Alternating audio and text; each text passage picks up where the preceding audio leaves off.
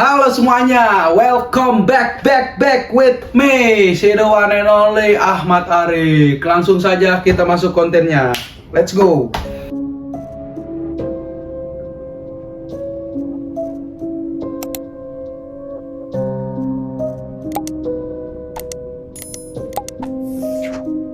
Oke guys, pada konten kali ini kita bakal membahas salah satu film horor terburuk lagi menurut Rotten Tomatoes yang berjudul Separation. Separation disutradarai oleh William Brandl yang sebelumnya dikenal dengan karya-karya horor penuh atmosfer mencekam.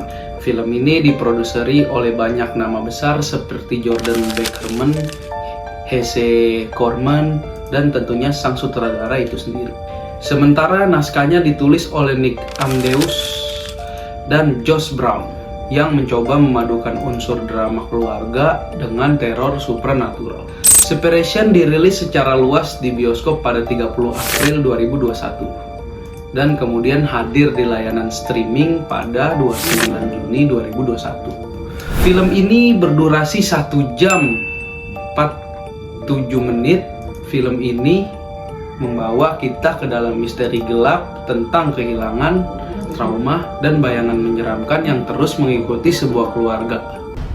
We must be quiet, or else we'll scare her away. Film ini didistribusikan oleh Open Road dan diproduksi lewat beberapa rumah produksi seperti The Machine Room, Yale Production, Post Film, dan Rainmaker Film.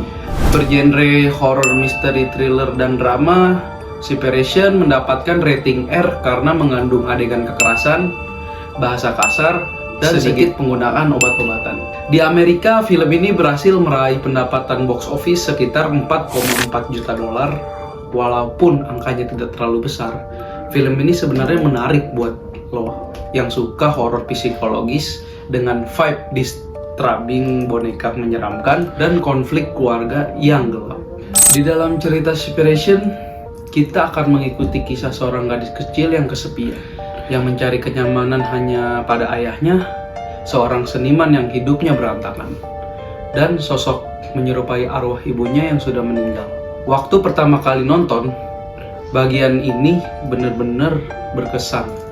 Filmnya nggak langsung menakut-nakuti dengan jump scare, tapi lebih kerasa sunyi dan hampa yang terus mengikuti si anak kecil ini. Ada momen-momen yang bikin kita bertanya, apakah dia benar-benar melihat ibunya? Atau ini cuma efek trauma?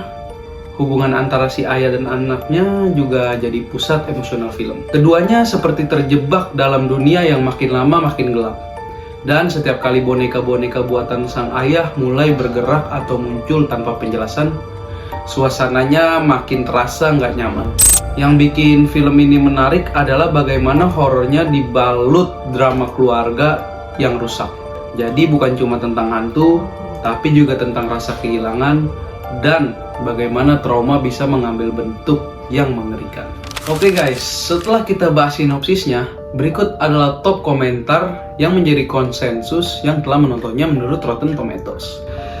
Yang artinya sebuah drama perceraian tanpa nyawa yang berperan, seolah-olah film horor Separation adalah kekacauan yang tidak menyatu dan gagal keluar dari jebakan formulaiknya.